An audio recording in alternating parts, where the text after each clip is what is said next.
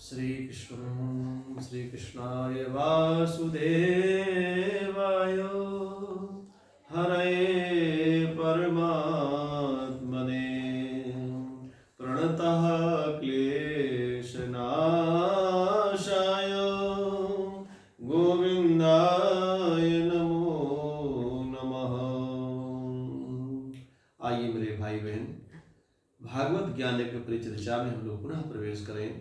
कल विगत दिवस में हम लोग एक परिचर्चा कर रहे थे कि महाराज मनु जी अपनी पुत्री को लेकर के कर्दम जी के आश्रम में जाते हैं और कर्दम ऋषि से अपनी कन्या का विवाह संपन्न करा करके पुनः उनकी वहाँ से विदाई ले रहे हैं, वहाँ से वापसी हो रही है अपने राज्य की ओर। इस संदर्भ में श्री सुखदेव जी महाराज राजा परीक्षित से कह रहे हैं, हे राजन, पितृभ्यां प्रस्थिते साध्वी पतिमितिंग कोविदा नित्यं पर्यचरत प्रीत्या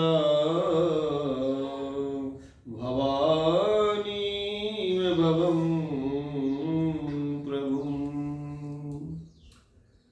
महाराज मनु जी महारानी शत्रुपा जी के साथ अपने राजधानी पुनः वापस आ रहे हैं और उनके आने के पश्चात यहाँ पर माता देवहूति जो है देवहूति ऋषि कर्दम जी की तन्मयता के साथ सेवा करने लगे।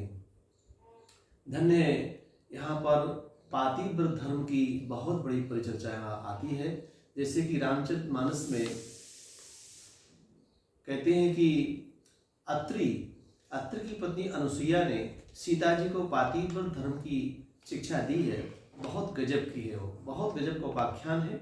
उसी प्रकार का यहाँ पर भी जो है, इसमें भागवत के तृतीय स्कंद के 23वें अध्याय में जो बहुत सुंदर परिचर्चा आती है, ये परिचर्चा है कि कर्दम की पत्नी देवहूति, माता देवहूति बड़ी तन्मयता के साथ ऋषि की सेवा में लग जाती है। और क्योंकि उनके माता पिता ने सिखाया है, हर माता पिता को अपनी पुत्रियों को ये धर्म जरूर सिखाना चाहिए। स्त्री का एक ही धर्म होता है, स्त्री का नारी का एक ही धर्म होता है, वो धर्म है पातिव्रत धर्म। और पातिव्रत धर्म के अलावा कोई धर्म नारी को कहा ही नहीं गया है। नारी के लिए कोई यज्ञ अनुष्ठान पूजन पाठ जप तप कुछ भी करने की आवश्यकता नहीं है।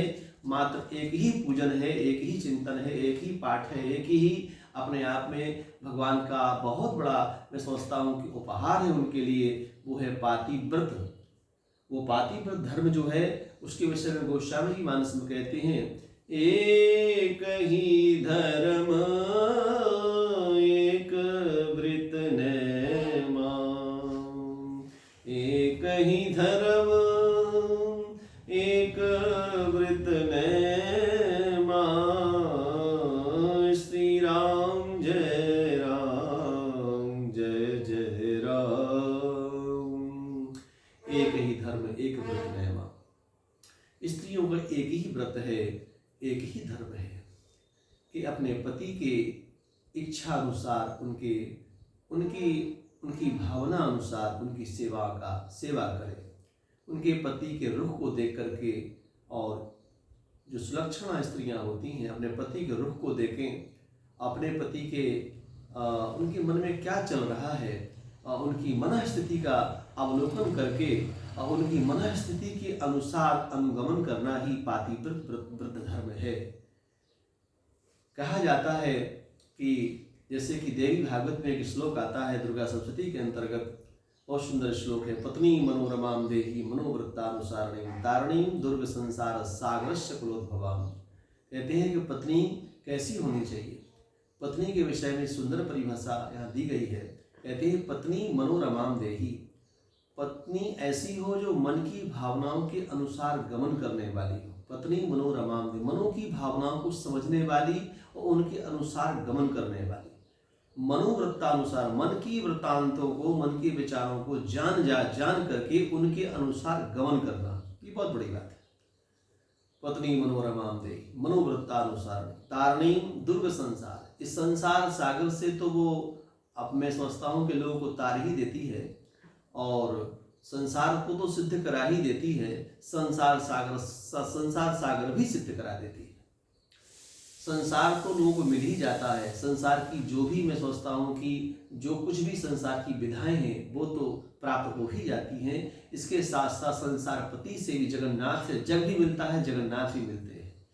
कहते हैं जग की व्यवस्थाएं भी प्राप्त हो जाती हैं और जगन्नाथ की कृपा भी प्राप्त हो जाती है। तो ये धन्य है इस प्रकार का जो क्रम, इस प्रकार की जो उद्घोषणा, इस प्रकार का पातिव्रत धर्म। एक ही धर्म एक व्रत नयम। स्त्रियों का एक ही धर्म है, एक ही व्रत है कि वो तन्मयता के साथ अपने तन मन धन से अपने पति की सेवा करें, पति का ही चिंतन करें। वो नारियां धन्य हैं जो स्वप्न में भी किसी पराये पुरुष का चिंतन नहीं करती हैं। वो सबसे बड़ी सुलक्षणा और बहुत बड़ी पातिव्रता स्त्रियां कहलाती हैं कि जो पर पुरुष का स्वप्न में भी चिंतन न करें। इस प्रकार की पातिव्रत धर्म की परिभाषा यहाँ बताई जा रही है। ऐसी प्रियतमा प्राप्त करके करदम जी भी बड़े प्रसन्न हैं। करदम जी कुछ समय समाधि में चले जाते हैं और उनकी पत्नी बड़ी तन्मयता के साथ अपने ऋषि की सेवा में लगी हुई हैं और सेवा करते करते करते करते एक लंबा अंतराल बीत गया। ऋषि को बोध ही न रहा कि मेरा विवाह हुआ है और मुझे विवाह की ही कुछ जिम्मेदारियों को निर्वाह करना चाहिए। कुछ समय के बाद, कुछ सालों के बाद जब अपने तपस्या से व्रत हुए तो उनको ये बोध हुआ कि मेरी पतिव्रता जो पत्नी है मेरी सेवा में लगी हुई है, लेकिन इसका भी तो कुछ दायित्व है हमारे प्रति और हमारा दायित्व इसके प्रति है। उसी समय उनके मन में एक भाव आया, प्रियायः प्रियमविन्दच्छन् कर्मदो योगमाश्रितः। उनके मन में एक भावना आई कि मेरी पत्नी चाहती है और मैंने जो संकल्प लिया था कि मुझे सुलक्षणा पत्नी प्राप्त हो, और मैंने भगवान ब्रह्मा से वरदान लिया है कि मुझे सुलक्षणा पत्नी प्राप्त करने के बाद उस पत्नी से सुंदर एक पुत्र की प्राप्ति हो जो भगवान के सदृश हो। ऐसी मेरी कामना थी। वो कामना भगवान की कृपा से मुझे आज प्राप्त हो रही है, तो क्यों ना मैं अपनी पत्नी का सम्मान करूं। उसी क्रम में करदम ऋषि जी ने कामद नामक विमान का निर्माण किया। जो कामद नाम का विमान है जो उनकी तपस्या का प्रतीक है। ऋषि सामान्य ऋषि नहीं है।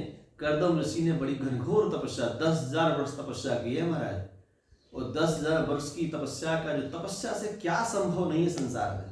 तपबल करहि प्रपंच विधाता, तप के बल पर ब्रह्मा जी सृष्टि करते हैं, तप के आधार पर ब्रह्मा जी सृष्टि करते हैं और तप के आधार पर ब्रह्मा जी सबका भरण पोषण की व्यवस्था करते हैं। तप आधार जगत सृष्टि भवानी, संसार में तप ही आधार है और बिना तप के कुछ भी संभव नहीं। तपश्चर्या में बहुत ताकत है। तपश्चर्या का प्रतिफल करदम ऋषि जी ने एक अपने तपस्या के बल से, प्रभाव से, वैभव से एक सुंदर सा कामदगिरी, एक कामद नाम का एक विमान तैयार किया, जिस विमान में समस्त भोग उपलब्ध थे, समस्त खाद्य पदार्थ उपलब्ध थे, समस्त तरह की मैं समझता हूँ कि ऋतुओं का और समस्त तरह के झरनों का, समस्त तरह के नाम से वनस्पतियों का, और मैं समझता हूँ कि 12 महीने जो क्या बसंत तक रहती हो, ऐसा सुंदर सा वो दिव्य विमान वो उद्भव हुआ, उनकी तपस्या से प्रकट हुआ और उसी विमान में उन्होंने बहुत वर्षों तक विहार किया। और उसके पश्चात उसी विमान में विहार करने के बाद कहते हैं कि ऋषि की तपस्या का फल कालांतर में उनके 9 कन्याओं का जन्म हुआ। 9 कन्याओं का जन्म होता है तो 9 कन्याओं के जन्म के बाद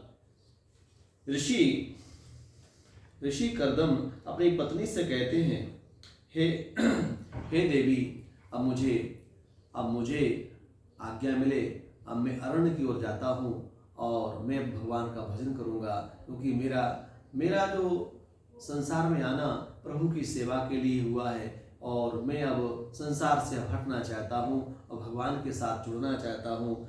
देवी ने कहा, उनकी पत्नी कहती हैं, माता देवहूति कहती हैं, हे आर्यपुत्र, ऐसा मत करिए। संतान को जन्म देना ठीक है, अच्छी बात है, हमने आपने मिलकर संतान को जन्म दिया, लेकिन संतान की जिम्मेदारी का निर्वाह भी तो होना चाहिए। कहते हैं कि जब तक माता पिता अपने बच्चों को सही दिशा प्राप्त न करा दे, सही जिम्मेदारी का एहसास न करा दे, उनको किसी लायक न बना दे, तब तक पिता और माता अपने पुत्र के ऋणी होते हैं।